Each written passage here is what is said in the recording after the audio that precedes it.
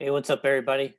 This is Chef again, and I want to just make a quick breakdown right now on the market on what's going on. Right now, it's the power hour, and I want to show you guys a few things as fast as possible, and give you some insight as to what may potentially come in the next, couple of days, trading days, in or potentially next week. So first and foremost, we do have a nice uptrend on ES still. There's nothing changing about it yet. So the sentiment in the market is the trend is still your friend, so it's still bullish regardless. All right. That's number one. Number two, where did we actually trend change, and are we changing price action? The previous video that was posted, I did talk about the 50% retracement. So this 50% of this previous red candle, we would have to close above in order to be bullish. The only thing here that's now happening is that there's a major catalyst right now with Ukraine and Russia, and then the U.S. military getting involved in some war stuff.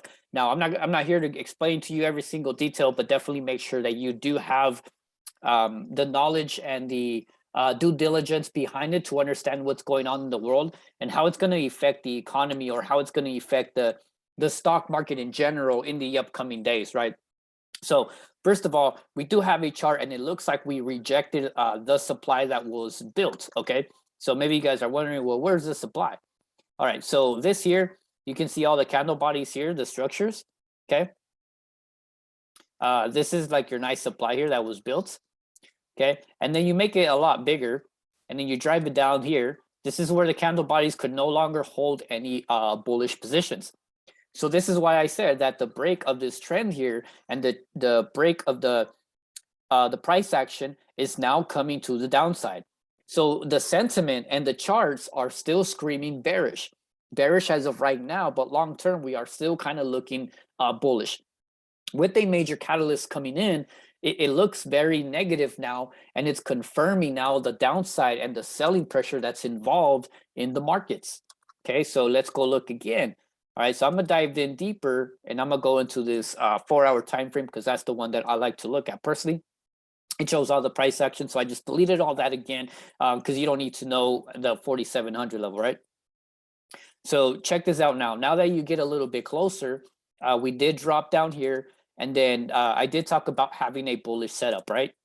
So all the demand was created here with a lot of volatility, a lot of aggressiveness. The movements were very big and aggressive, huge red candles, huge green candles, while the stock market and stocks were hitting 52-week lows. So that was another sign of being bearish. But yeah, you're always going to get those relief bounces, the dead cat bounces, the pullbacks for the bearish sentiment and the bearish positions. So it's normal. Just like if you were have a bull run, you would get those red candles and you will get those pullbacks to dip by in a bullish market. So giving you a clear visual as to what is happening here on the 4-hour time frame. And then now look exactly what happened, right? We actually created this like double top right here, and this was major. The demand that was built here did not hold. So the double pattern played out perfectly according to the 50% retracement on the huge red candle on the weekly time frame. A double top pattern that actually played out and did not break to the top side. So meaning that the demand here was very, very weak. It wasn't strong at all.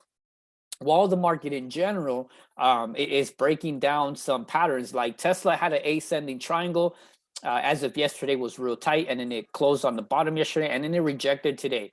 Amazon's been rejecting. Google just broke down a major level. Tons of tickers that are reversing. Financials are reversing. RTY couldn't go above. /NQ couldn't go above, and the VIX is real high, right? So you have a multiple of things that are pointing to the downside. On top of that, you have a major catalyst that's affecting the market. Not only is it the war catalyst, but it's the interest rates and it's the inflation, all of it mixed together. So don't expect a bullish rally anytime soon until everything gets clear in the wind. As of right now, everything is still getting smacked. It is still being bearish.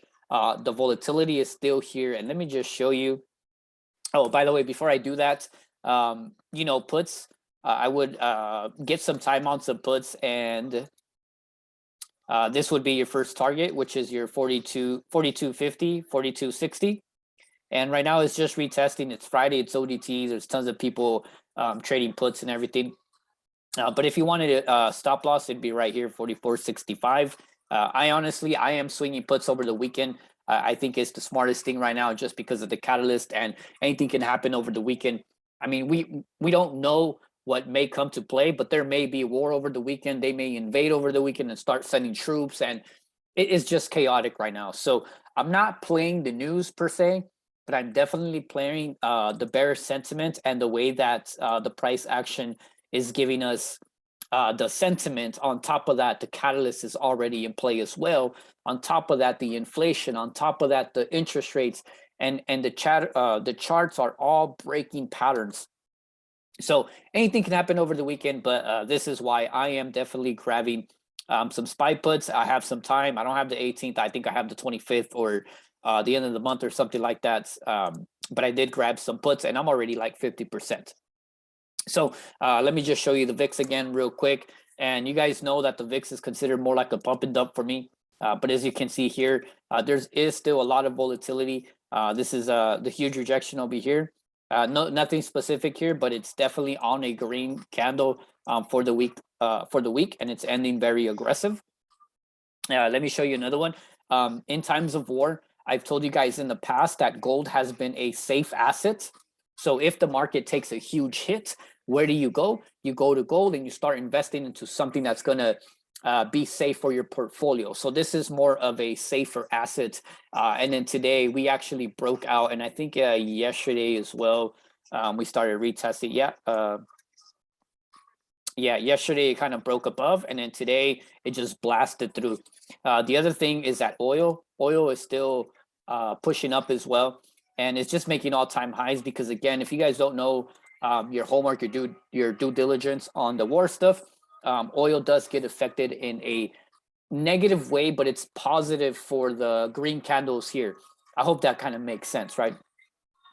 But yeah, that's kind of what's going on. I want to show you guys the bonds as well. It's at 19.55.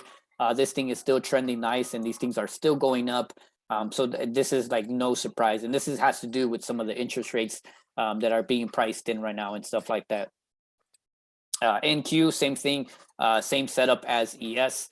We kind of just broke below all this demand again. We couldn't even break above, and then still rejecting. RTY, small caps, they're kind of barely hanging in there. Small caps have been very strong as of recently. So I wouldn't go puts on something that's still strong. I would only go puts on something that's already breaking, which is, the market in general. But that's why I'm in puts for this one, right? So, take this information however you want, and, only take what you can lose or win, whatever it is, as long as you don't get emotional, as long as you're here not chasing something that you don't understand. But again, guys, it's very difficult right now to identify how it's going to play out over the weekend. All I know is that everything is still bearish. Nothing went bullish. Here we could have been bullish had we closed above like 45.20. Then we would have held this space, but the catalyst and everything else is just driving everything aggressively, which is causing a lot of selling off in the market in general. And there is no sign of reversal whatsoever just yet. So we still got time, guys. There is still hope out there for the markets. There is still hope for some good news.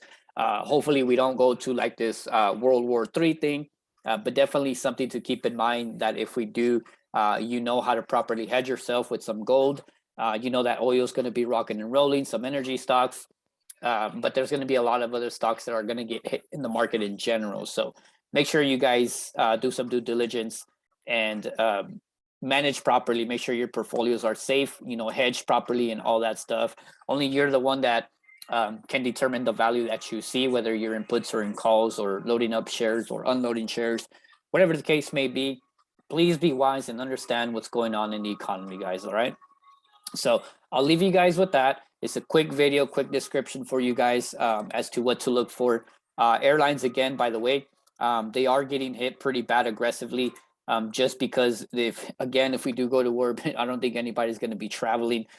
Financials, again, they're pulling back. We couldn't go any higher.